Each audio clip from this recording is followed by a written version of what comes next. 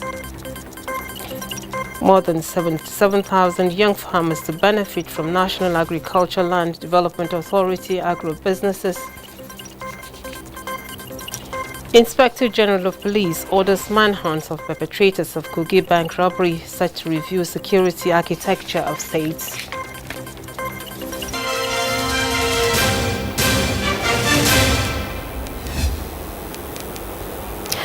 For the first time in nearly 3 months, Jumat congregational prayer was observed in the State House Mosque.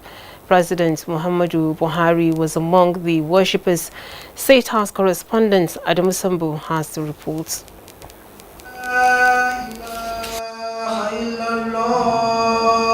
The resumption of Jumat prayers in Abuja and other parts of the country followed the reopening of more segments of the nation's economy from the COVID-19 lockdown as efforts are intensified towards flattening the curve.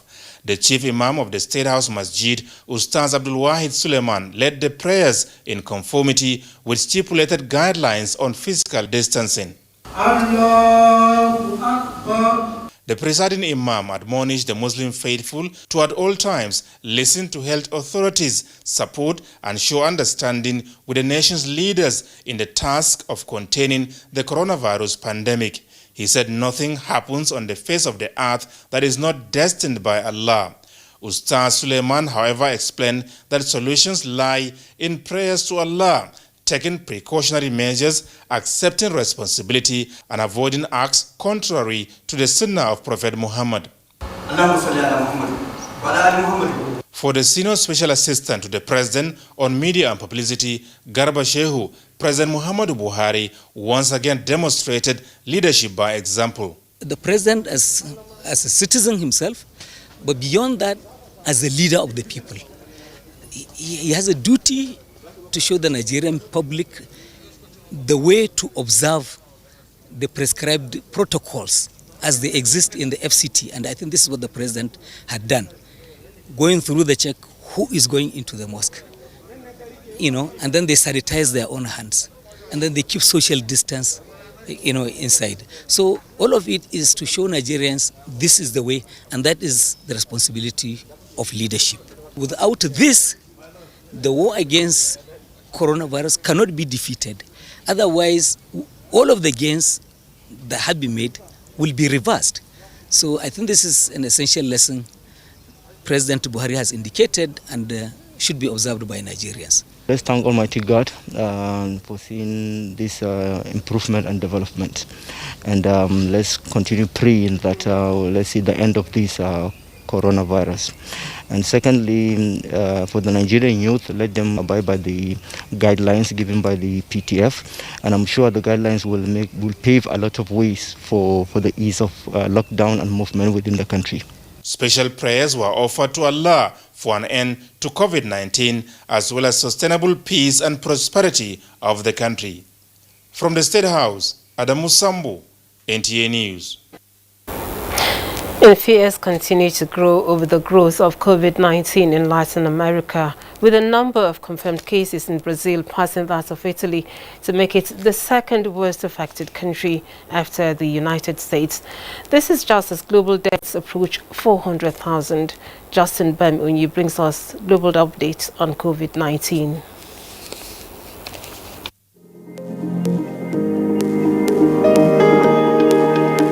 Brazil has overtaken Italy as country with the third highest COVID-19 death toll after a daily record of 1,473 fatalities took its total tally to more than 34,000.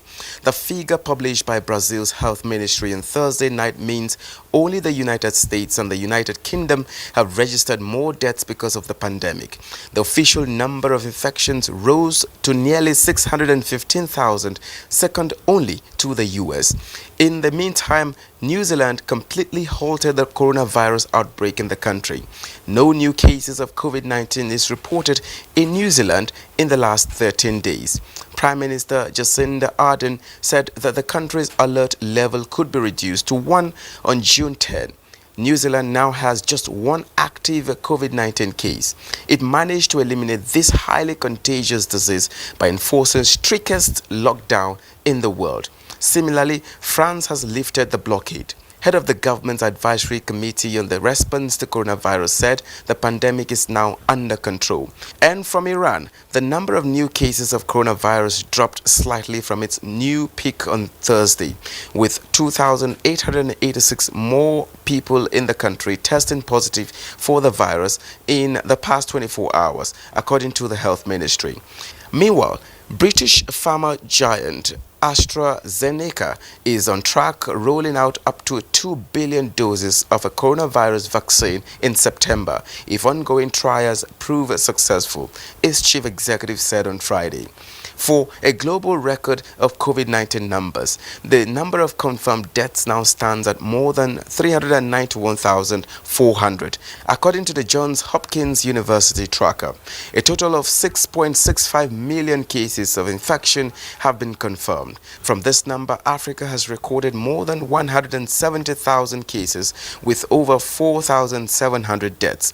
Nigeria's Center for Disease Control, NCDC, has reported 11,516 confirmed cases in the country, with 323 deaths and 3,535 discharged cases. Justin Bemuni, NTA News.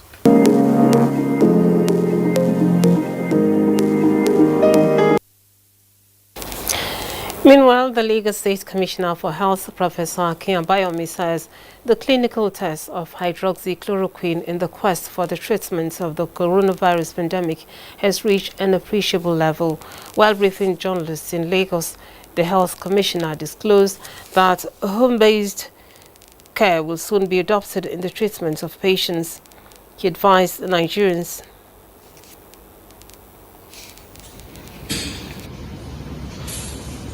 So you asked about private hospitals or private engagements. How does the private sector engage with the government's COVID-19 response? Well, we're doing this in two ways.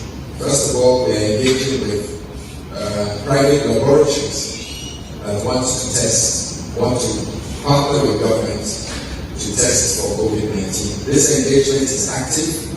We've identified several private sector laboratories that have the capacity to perform a COVID-19 test. Remember, this test is very complicated. Not every laboratory can do it. It requires very sophisticated equipment, and it requires certain personnel that have specialized training. So it's not every laboratory can do COVID-19 PCR testing. Only a handful of laboratories have the equipment, have the required environment, and have the required medical personnel that can perform the test accurately. He advised Nigerians to desist from patronizing COVID-19 rapid testing centers, as such tests are highly inaccurate and could create more problems in the management of the disease. Now, the fight to mitigate the spread of COVID-19 is far from over. In recognition of the role media practitioners play as essential workers and the risk they are exposed to as frontline workers, Amicum Global Limited has donated hygiene and protective items to the management of the Nigerian Television Authority, NTA. Ngozi Sylvia Technical reports. Limited team was at the NTA headquarters to appreciate the resilience of the national broadcaster in information dissemination amidst the COVID-19 pandemic, especially in keeping the public abreast of safety protocols. Presenting the hygiene and safety items, the visiting delegation said it will enhance the safety of reporters who may be exposed to infected persons. The Director General of NTA, Malam Yakubu Ibn Mohammed, commended the show of solidarity, stressing that winning the war against COVID-19 can be achieved when Nigerians support the government and adhere to stipulated safety protocols and guidelines. As we watch, especially journalists on the front line, our heart bleeds because sometimes we don't know what's going on, but we know that the government has done enough. But we also know that government cannot do it all. And so as a corporate citizens, we decided that the best we can do is to offer them the hygiene box. Now what this outreach is doing is standing up to be counted and showing in practical terms your support for the efforts of the federal government. Nigerians are encouraged to do whatever they can as social responsibility to further mitigate the impact of coronavirus pandemic. In Abuja, Ngozi Silva, Technical, NTA News. Today is World Environment Day. In commemorating the day, the United Nations says it is time for man to focus on the role nature plays in providing infrastructure needed to support life on Earth and human development. At a time when humanity is gasping for breath comes the battle to survive a pandemic suspected to be rooted in the wild. Global attention remains fixed on better ways to interact with Mother Earth. Time for Nature is the theme for this year's World Environment Day. Onengie Fanface reports. World Environment Day 2020 acknowledges it is time for people to pay attention to nature, on which humans depend for health, water, food, medicines, and other essentials for healthy living. There's a lot of plants of medicinal value that are becoming extinct, a lot of animals that are endangered and becoming extinct. The butterflies have practically disappeared from our environment, and they're not just for beautification, they actually aid in pollination and give us fruits. So as we celebrate this World Environment Day, we need to appreciate nature, we need to reflect, and we need to take definite steps to conserve nature. Time for Nature, the theme for World Environment Day 2020 advocates deliberate action from individuals, communities, and governments of the world to protect, conserve, and respect other lives on Earth. Everyone should join one bird club or the other. Abuja has its own, the Abuja Bird Club. There are bird clubs all over Nigeria. We go out, we watch, we explore nature, we take the statistics, we look at how nature is thriving. Over the years, we can have a pattern of improvement or degradation, then we know how to mitigate. In line with this commemoration, Nigeria has policies to conserve its biodiversity, some of which include planting of 25 million trees and ongoing efforts at cleaning pollution-impacted sites in the Niger Delta region. As a nation, Nigeria remains committed to maintaining a healthy environment and safeguarding our ecosystems. The pandemic has shown us that we need to find ways to live in harmony with one another and, of course, with nature.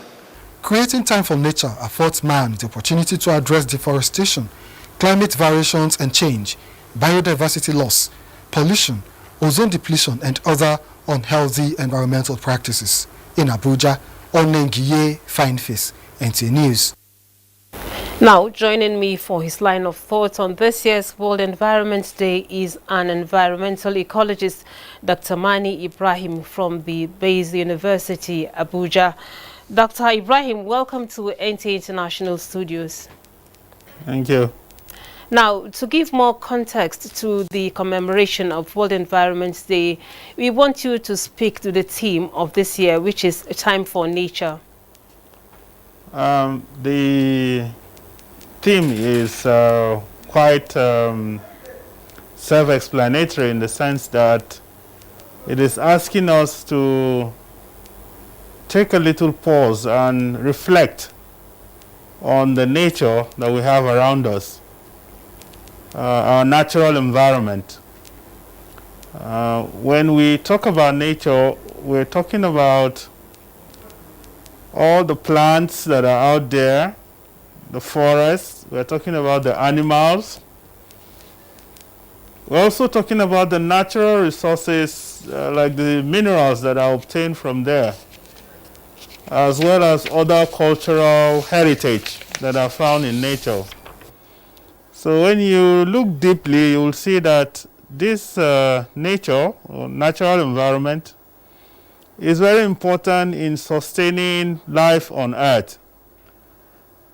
We are so dependent on what we get from nature in the sense that we will not be able to survive without this natural environment aiding our lives.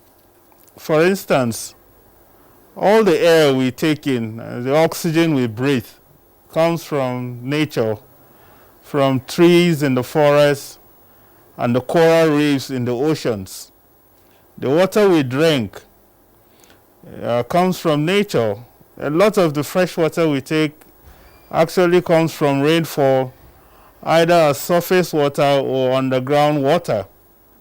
Now, amid the ravaging COVID-19, what changes do we need to make in our attitudes to forestall recurrence of zoonotic diseases plaguing the earth due to our interaction with nature? Yeah, we have something that has helped us in this part of the world. The 2016 Ebola outbreak has made people to understand how to maintain a very good relationship with the wildlife around us. We've been made to link such viral infections with malhandling or mishandling of wildlife, particularly when we consume them as food. So it is very important that people are wary and we don't just see anything and kill it and want to eat it. A lot of the mutation that is happening in nature will have remained in these animals if we don't handle them in a way, a manner that will make this virus to be transferable to us. And as it is now, we're all aware that part of what is speculated as the origin of the current coronavirus is likely a transfer from bats to pangolins, and all of that will have happened in the wet markets in Wuhan, where these animals are handled and eaten indiscriminately per se. So it is important to understand that nature has made it possible for these animals to live their lives in the wild, and their existence in the wild to a large extent support us. And we should be able to see them as part of our own existence and not as bushmeat that we want to eat at any time and at any place. We thank you very much for the enlightenment. That was Dr. Ibrahim Mani, an environmental ecologist with Bayes University here in Abuja. You're watching the news on NTA International. Time now for a short break. We're going to return with more reports. Nigerians, let us take responsibility. Stay healthy, stay safe, and curb the spread of the virus. Take responsibility. The coronavirus spreads from one person to another. Let us avoid crowd gathering of any kind for any reason. Take responsibility. Avoid traveling from one state to another during these lockdown restrictions. Obey all the rules that are put in place. Take responsibility. Stop spreading fake news and unverified reports about the coronavirus. There is no known cure for COVID-19. Take responsibility. Observe all the measures that can help stop the spread of the virus. Together, we can do this, but only if we take responsibility.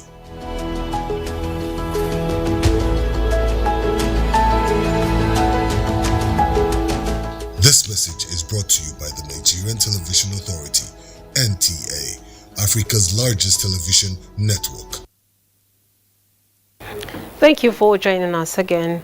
The federal government is to empower 77,400 young farmers in Nigeria on agribusiness through National Agricultural Land Development Authority, NALDA. The Executive Secretary of NALDA, Paul Ikoni, said this at a news conference in Abuja. The Executive Secretary said NALDA will have 77,400 young farmers injected into Nigerian farming business across the nation in different farming activities, ranging from crop farming to animal husbandry. He said young farmers will be drawn from across the 774 local government areas of the country, with a pilot of 100 beneficiaries in each local government. The initiative, he disclosed, will partner with governors for the provision of land and other stakeholders, as it will create employment and food production will increase. Mr. Paul Ikone said NALDA has also initiated Back to Farm program to encourage everyone to go back to the farm through reaching out to the military and paramilitary organizations, National Assembly members, civil and public servants, journalists, corporate bodies, religious organizations, and individuals that have land that are not being put to use. The targeted crop in the initiative include palm oil and soybeans production for exports. NALDA was established in 1992, but ceased to exist and function in 2000 before President Muhammadu Buhari-led administration revived it. Time now for politics. INEC expresses concern over early warning signals ahead of the conduct of party primaries in Edo and Ondo states governorship elections. INEC Chairman Professor Mahamoud Yakubu stated this at an interagency consultative meeting on election security. Mayor Ogidi reports. Political party offices getting busier, steps by party chieftains faster, and INEC also busy in the internet space, chatting with stakeholders as the race to the #1 seats in Edo and Ondo states heightened. More than 2.2 million registered voters warming up in Edo state for September 19th, and over 1.8 million registered voters on the wings for the Ondo October 10th day of decision. INEC stakeholders meeting with resident electoral commissioners, civil society organizations, the media and the security agencies, though in separate days, ended this Friday, June 5. All done online. Are you hearing me? So thank you very much, representative of the NSA. Hello? You can hear me very clearly. Internet challenges experienced in the new normal. Such movements are inevitable, the INEC chair says on a lighter note. 15 political parties as of Friday, June 5, have indicated interest to conduct their party primaries in Edo, and INEC gives advice to the political parties for a smooth conduct in the primaries and the need for security agencies to be on the alert. Already there are warning signals. The security agencies need to act proactively. An early engagement with the political parties and aspirants is necessary in order to create the atmosphere for peaceful primaries and consequently peaceful elections. The 10-point policy document on the conduct of the elections in the midst of COVID-19 was at the center of discussion, zooming into the issue of no party or candidate branded face mask at the polling units and the issue of social distancing in all the election activities. Mayor Ogidi, NT News. The Speaker, House of Representatives, Femi Gbajabiamila, says the National Assembly will engage houses of assembly across the 36 states of the Federation on the need for the domestication of the Child Rights Act and Violence Against Persons Prohibition Act. While hosting gender-based civil society organizations, the Speaker added that the House would also work on sexual violence-related legislations to make them conform with current realities in the country. Every police station establishes a unit for sexual offenses, separate from everything else. That's part of the resolutions that we reached. Again, police culpability, aiding and abetting. It was brought up on the floor yesterday. It's part of the resolutions that the House reached yesterday. So we are taking state of emergency, what was brought up yesterday. So that's why I said we're on the same page. Assured the group that the National Assembly is in solidarity with and supports all efforts at eliminating gender-based and all forms of violence and abuse. Representatives of the gender-based CSO demanded that a state of emergency be declared on domestic violence against women and make such offences criminal, since many victims do not come forward. Now, the Inspector General of Police has ordered a full-scale manhunt for the perpetrators of the attack on Isano Police Station and a commercial bank in Yaba East local government area of Kogi State. While condemning the incident, the police chief has deployed a team of crack detectives from the Intelligence Response and Federal SARS to Kogi State to ensure that the criminals are apprehended and brought to book. A statement by the Force's Public Relations Officer, Frank Mba, says the IGP has also directed the Assistant Inspector General of Police in charge of Zone 8, Police Headquarters Lokoja, to assess and review the security arrangements in Kogi State and environs so as to prevent future occurrence of such untoward incidents in the state. The EIG is to personally oversee the ongoing investigations into the attack and coordinate intelligence that will lead to unearthing the whereabouts of the hoodlums and the circumstances surrounding the unfortunate incident. The Inspector General of Police condoles the families of the police officers and other persons who lost their lives in the course of duty during the encounter with the hoodlums. He calls on the Sanlu community and the entire people of Kogi State to remain calm and avail the police with credible information that will help in the speedy arrest of the criminal elements. Now to diplomatic matters, the Nigeria-India bilateral defense cooperation is entering a new phase of mutually beneficial arrangements and agreements at the ministerial levels. The indication to this emerged when the Minister of Defense Bashir Salihi Magashi hosted the Indian High Commissioner to Nigeria, Abhay Thankur, on a courtesy visit. A statement by the Special Assistant Media and Publicity to the Minister, Mohammed Abdul Qadir, reports that's the issue of bilateral interests which necessitated the interface between the representatives of the two countries were discussed behind closed doors. Next is sports.